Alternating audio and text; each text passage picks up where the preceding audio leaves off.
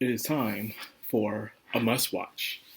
Now, this one flew over my radar that came out during the winter time for anime. It flew under my radar because it felt like the similar typical isekai trope, which it is, but like I said before, what matters is the execution of that said trope. In my opinion, Magic Maker, How to Make Magic in Another World, does it pretty well. There's nothing truly grand or glorious about the story. In fact, it's mostly just a slice of life anime about a guy who goes, of course, to another world, reincarnated, and he's trying to rediscover magic. In a way, it's kind of a downscale ascendance of a bookworm, in a way. Not that well developed, but really focused on the characters it has. And it doesn't have many characters. So where do I begin? This story starts off with a guy, a boy, named Shion, who originally was a Japanese man, because of course he was, who turned 30 years old. And this idiot, for some reason, thought when he became 30 years old, he would be able to become a wizard. He'd be able to cast magic. He was thinking just because he turned age, or even if he did have mana, he'd be all suddenly knowing how to cast magic. This dude invested into this without thinking or reading or researching anything whatsoever. Just wasted his entire life just to get to this point, which was completely worthless. This is literally a meme. A meme you heard in it. It's not even a true Reddit thing. It's literally a thing people just say, oh, it's just a meme. It's funny. It's this thing, why are men saying themselves for that?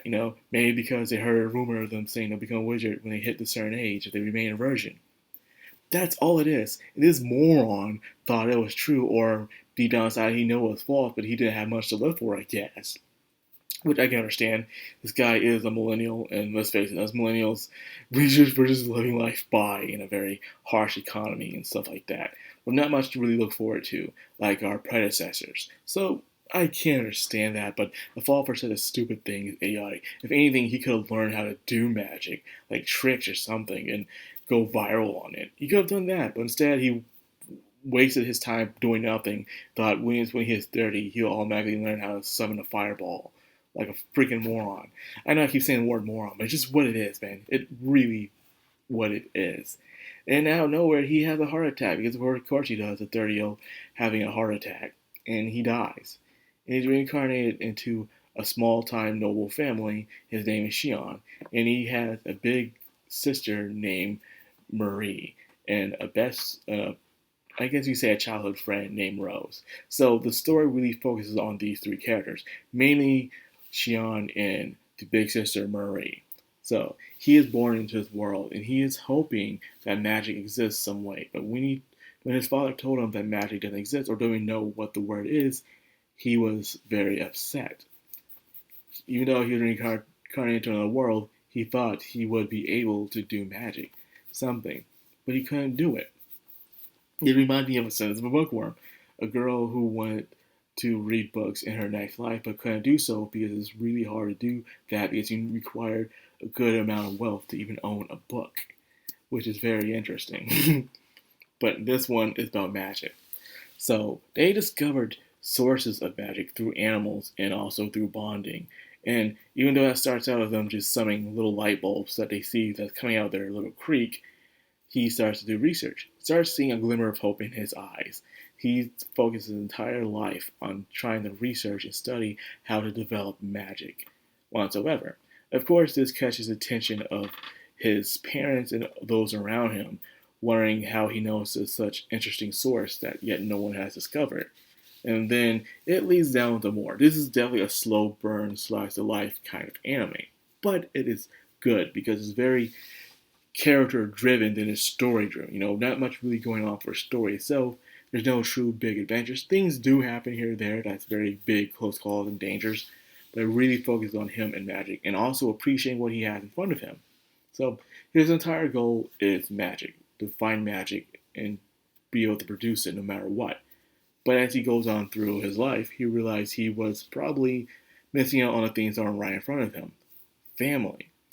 Especially when a time when something happens which puts his family in mortal danger, he realizes how important they truly are to him and how he can always just focus on magic all the time, but focus on the things that also matters to him. This is his second chance at life, after all. So because of that, he can't just take things for granted. And there's also this thing. I remember a friend of mine at work was telling me about this story, saying, "Oh, there's some ancestral thing that's going on," and it's brought up, but it's shut down. But even though it's kind of brought up again, it's just one of those things where like we're brother and sisters, and it turns out, oh no, you're adopted, and then just, but after that, that's it. That's it. The thing is going on is that's with Marie. Marie herself is a very normal character, but people can like her because of how much she loves her little brother. She wants to be that big sister that protects her little brother and supports him in everything that he does to make him feel happy. That's what it is. She herself doesn't seem like she has much going on in her life, so she's seeing her brother achieving these amazing things. She wishes to support him in those amazing things. Then, of course, there's also the friend, Marie's friend, who sometimes even show a bit of love interest later on down the road with Shion as well. It's that kind of story. That's all I'm saying. But um, all I have to say is nothing really happens in the first half of the show. Mainly, what happens is just that it allows you to be invested with the characters, the family and the friends and the associates. It makes you be invested in them. You get to know them, their ambitions, their dreams, their characteristics, all of that stuff. Then the second half, episode 7, is when things truly start to pick up and a plot is found within the story. And that's where things pick up. And much as you are invested into the story, sometimes you regret ever happening because you kind of wish that they would go back to the nice little family researching magic and just getting along and stuff like that compared to what happens later on. I do like it, but at the same time, I just wish it didn't go down this way. It's like you wish for this to happen, but are you satisfied the way it happened? That's how I feel about the entire situation. But I enjoyed it nonetheless, especially in the second half. He introduced even more characters and learned more about the secrets of what's going on in their world as well. Things that happened over 1,000 years. Things that have been keeping a secret for they're afraid what the masses would think. Bigger things happen. So like I said, the first half entire point is to get you invested into the characters. Then the second half gives you a plot. So therefore you truly care about these characters and what they're going through in the second half. And so that's where it comes around to being pretty good writing, in my opinion. I'm not saying it's the best or great writing, but it's pretty good writing, in my opinion, for the kind of story it's being told. You know, instead of just automatically giving you that adventure that you expect out of these kind of stories, it says, for now, let me show you the characters I have. Let me ease you into this world first. Not the world, but these characters. I'll show you these characters, and I'll show you what they're all about, and see if you like them or not. And you do like them. And then, as you go through the first half, you like it. I'm okay with this being a slice of life. It's pretty nice. Then the author shows up and says, now let me show you the plot. I'm going to bring in the plot now. Get ready. Something happens to a certain character, and that's when the plot truly starts to pick up. And then now you're like, oh my goodness, I hope this character's alright. I hope this character ain't going through so much. Oh, what's this about this family? And what about the bloodline? Who is that guy who shows up at the end? Oh my goodness, this is bad. I wish we could go back to times when they were just playing at the lake and just find sources of how to make magic. I wish you'd take me back to those times, those simple times, but instead, no, we have this. And it's pretty melancholy from that second half. It really is. Things really do crank up as the episodes go on. It's nuts. And I enjoy it, it's nice. So I had to wait to watch this episode. And so this makes me wonder if I had to watch any other shows that came out during the winter that I probably looked over and give them a shot.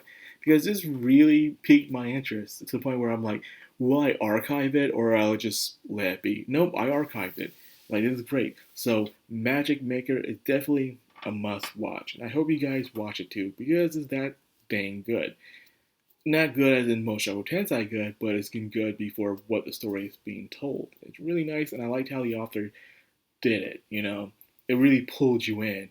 It gave you a nice little bait of, we got these nice characters. Now, let me put the bag over your head as you catch the cheese. And he shows you the plot and stuff. Really good. I enjoyed it.